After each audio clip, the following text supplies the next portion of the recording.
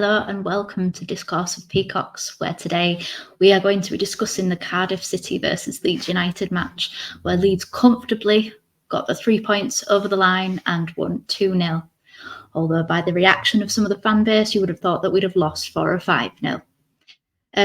For my format, I'm going to do a little bit of a general overview, and then I'm going to split it into a couple of sections just to try and make it kind of bite-sized, a little bit easier.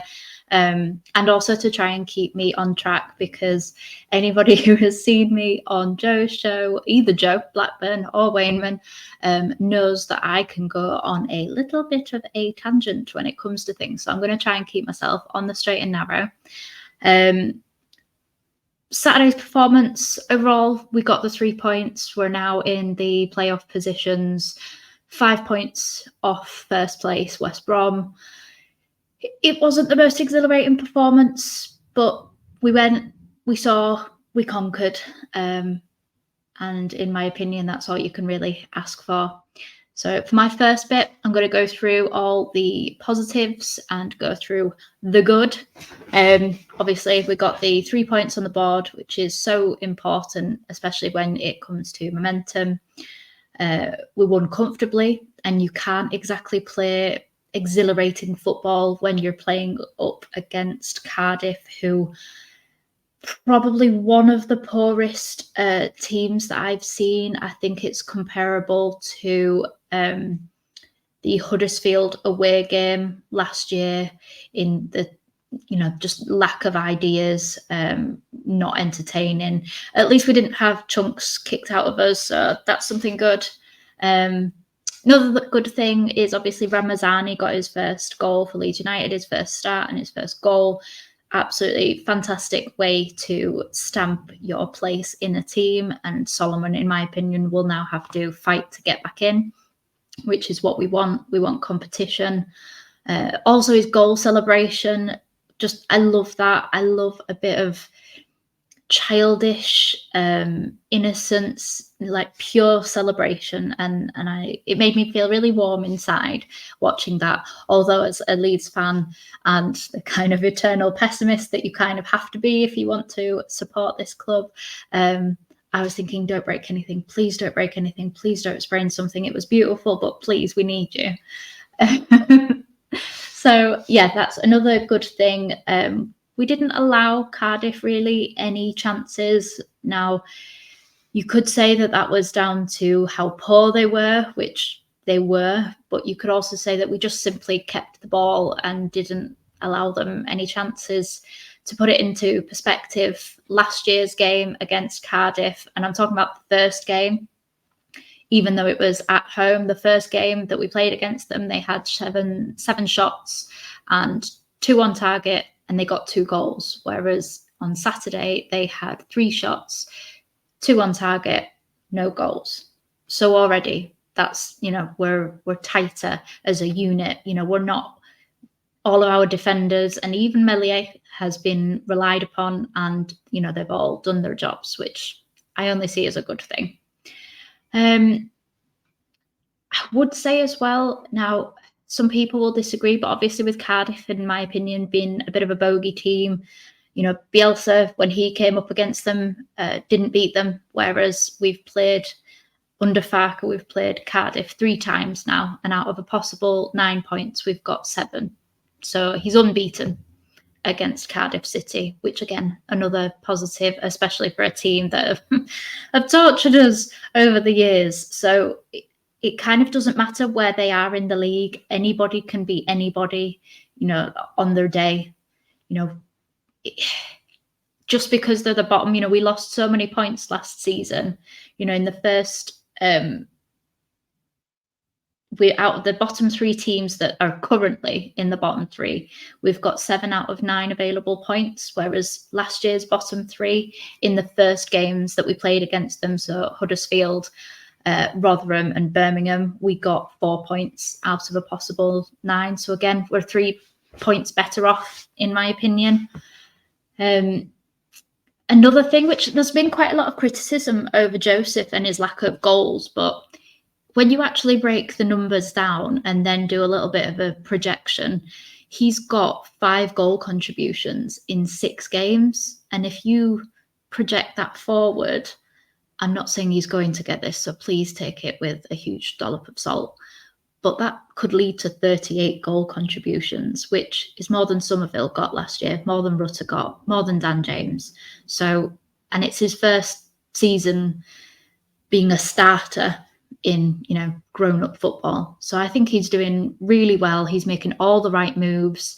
Obviously, he didn't get too many chances on Saturday, but the pressure that he, obviously he got himself an assist for the Ramazani goal.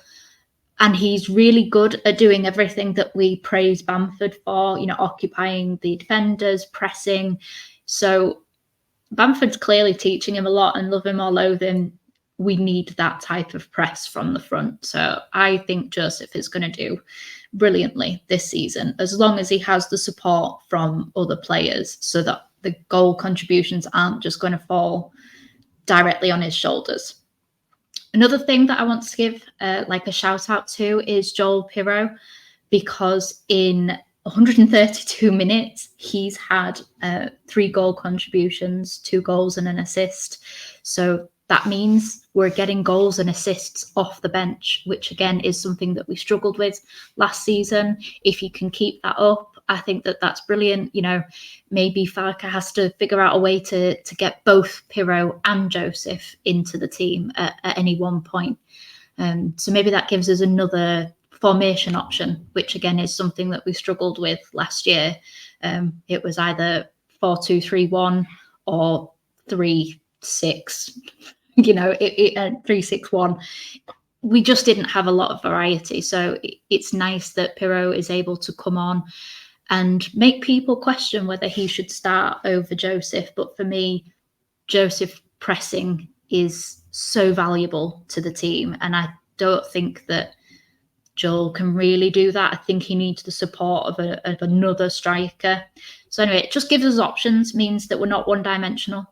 We have choices. We can choose different formations, which is, when you get into the slog after Christmas of, 2 games, wet, miserable, terrible, I think that that's brilliant to have choices and options that will contribute. We've had multiple goals from bench players this season, with Brendan Aronson and Joel Pirro being the main ones. So I think that that's something that we maybe... There's the question is, if we had those goals off the bench last year, what could have happened? Another thing is, I've been quite critical of Ampadu so far this season, going back into pre-season as well. And Ampadu, I said to my husband that I haven't noticed Ampadu. And for me, that's a good thing, because that's what I thought of him most of the time last season, is he just kept that midfield ticking away nicely. And with him, he made some really good kind of tackles, like sliding tackles and clearances, to just allow the rest of the team to get back up the pitch to defend when, Cardiff did that exciting thing of venturing over the halfway line. So yeah, I thought Ampadu, still not at his best, but on the way to being back at his best. So for me, yeah, full credit to him. It's nice that he's given his head a little bit of a wobble. Now we move on to the bad, and for a win, there's quite a few things that I noticed, that other people have noticed, that I think that we have to address. The football right now isn't the most attractive. It's quite slow, and I think that because some of the squad that we're now playing are still relatively new, their decision making isn't the greatest. I thought Nonto was doing a fantastic Somerville impression from last year, when we would all get frustrated of Somerville not passing the ball, holding on for it too long, and then getting tackled and losing out. He's been doing that quite a bit the last couple of games. So I'm hoping that he can work on that, and that Farke can maybe relieve some of the pressure, because maybe he's getting kind of Starman syndrome, if that's a thing, of, obviously replacing Somerville, essentially. That's quite a lot of pressure potentially on his shoulders. So hopefully Nonto's decision making and as well, and I think that goes back to the teammates gelling. They can't just have that trust. One of the most amazing things about the Bielsa system was they weren't the most technically gifted players, but they were so well drilled that they knew exactly that somebody, whoever it was going to be where they passed a ball. And at the moment, we don't have that. You know, Rutter and Somerville developed that. Somerville and Nonto had that last year. Somerville and Dan James had that. So that front kind of 3-4 players really had an understanding, but it didn't happen overnight. So I think we need to understand that we've lost the engine of Rutter in the midfield and in the number 10 position. So it's going to take time for everybody to understand the roles, understand and be fluid from, across the front four. Ideally, we kind of want them to be able to play wherever so that it gives the element of surprise for opposition. They don't quite know, the defenders don't know who they're supposed to be marking, swapping flanks, interchanging the number 10 role between, Ramazani, Nonto, Aronson, even potentially Joseph kind of thing, if he's stepping back to get that ball and making a beautiful pass like he did for the Ramazani goal. So there's still positives to get from the negatives, in my opinion. Another thing, we need to use the right-hand side. I thought it was just Dan James that was getting picked on, at the beginning of the season and last season. But we don't seem to want to utilise that right-hand side. Everything still has to go down the left. And, we earned a penalty from going down the right. I know it didn't, go to plan, but we still earned it. And I hope that Rodon and Bogle can develop a better relationship. And then maybe especially when Dan James comes back in at some point in the team, Bogle will be able to trust Dan James a bit more in his defensive capabilities. So hopefully we can exploit that right-hand side just so that we don't become predictable. We saw how near the end of last season, teams were just blocking Somerville out. And then it meant that the right-hand side, which we hadn't been utilising, we had to figure out how to play down that right-hand side. So I don't want us to get to a situation where we're like that again, basically. In terms of the substitutions, it's an ongoing theme with Farke in terms of the late substitutions. I can understand to a certain degree it was working. If it ain't broke, don't fix it kind of thing. But we were dominant in that game. They were offering very little in terms of threat against us. We were so comfortable and casual with ball retention. And casual in a positive way, not casual as in, we've misplaced a pass. So I think that we could have had Tanaka on, Schmidt on much sooner than we did. I was also baffled by the Schmidt-Nonto substitution. I thought that when I saw Schmidt was lining up, I thought, that's good. That means that, Firpo will be given a rest or something. And when Firpo didn't come off, it was just a bit baffling. But I think that the subs could have been used to inject some energy into it. We were already dominant. And obviously, as soon as Joel Pirro comes on 3 or 4 minutes later, we get the second goal. And everybody, when it's one goal, no matter how weak the opposition are, or as we saw last week with the Burnley game, it takes one slip and there's the potential for a goal. So I think that second goal going in just made us all go, because we knew it was done and dusted then. There was no chance that they were going to score 2 in a matter of 5 or 6 minutes. That just wasn't going to happen. So I do hope that Farke doesn't do what he did last season in terms of expecting players who are relatively cold to come on and miraculously save the season later on when we've got injuries, exhaustion, lack of form, things like that. I hope he utilises the bench better because a lot of this is his bench now. So there is no excuse of they're not his players anymore. Another thing, and I'm really sorry that I'm going to keep hammering this point, because anybody who has seen me on Joe Wayman's show, Joe Blackburn, Not Another Leeds podcast, knows my obsession with conversion rate. And I've got a few little stats that I've written down because it just makes for uncomfortable viewing. So far, we've taken 99 shots and we've got 9 goals, which is a conversion rate of 9.1%. Not brilliant. You've got the opposite end of that. You've got Burnley, who have taken 58 shots and have 13 goals. They've got a conversion rate of 22.4%. Now, they are the anomaly. That they're not average normal figures, and I'm sure that will drop as the season progresses. I'm not daft. But if we'd have had that conversion rate for the amount of shots we've taken, we'd be on 22 goals right now. So it can be done because Burnley are currently doing it.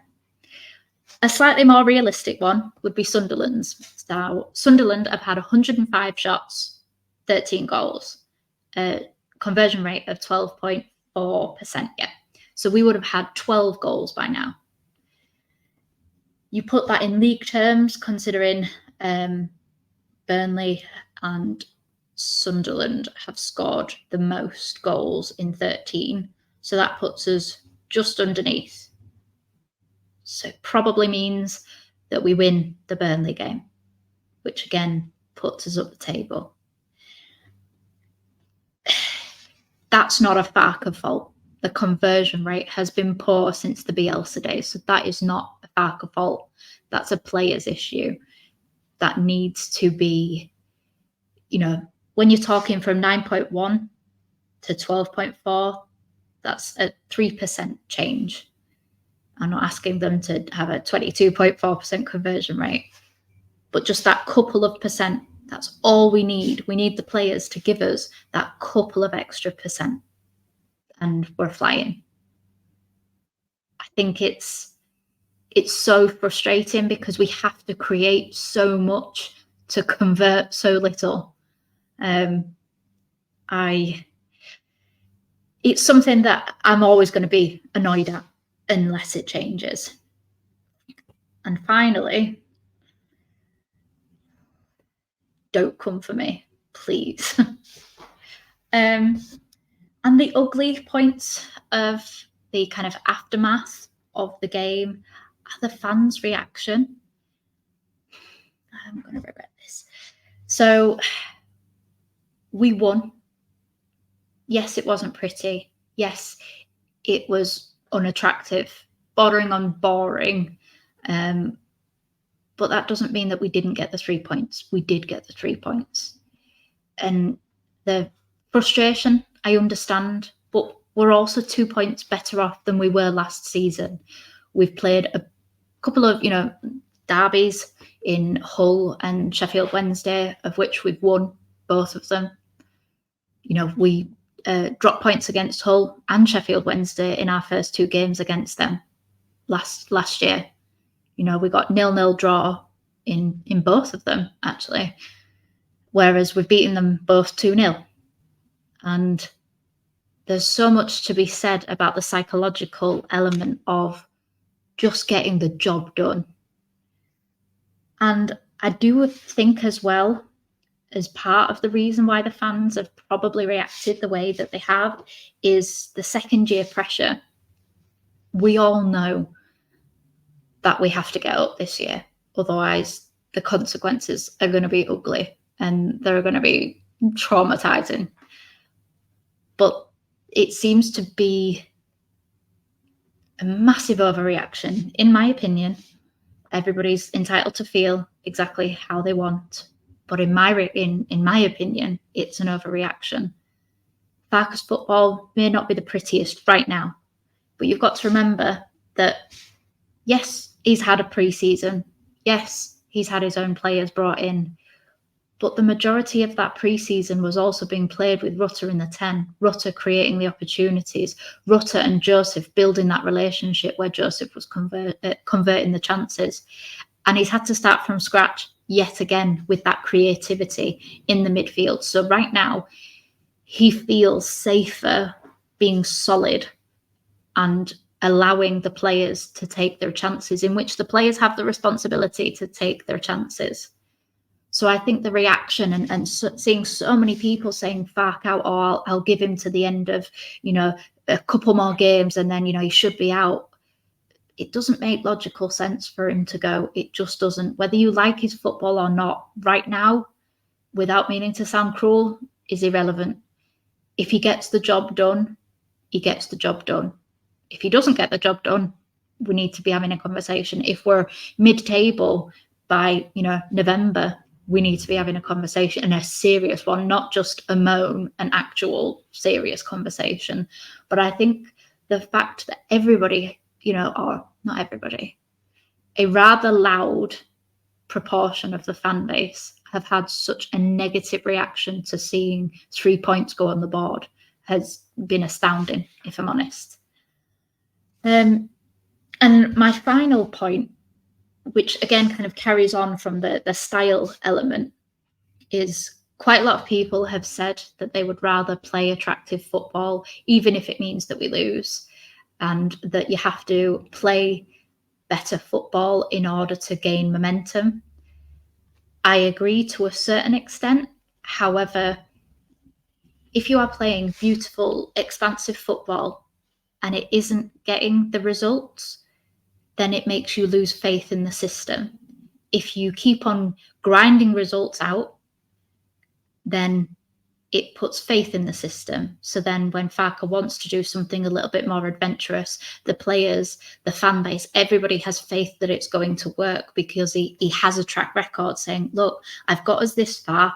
This is the next step. Now that we're all friends, we all know one another, you can trust one another's judgment in game. We now move on to the more riskier elements. I know he's quite risk averse, but there are times where he will have to be riskier in order to get it over the line. But right now, momentum comes from winning the games, because it's all right it looking pretty.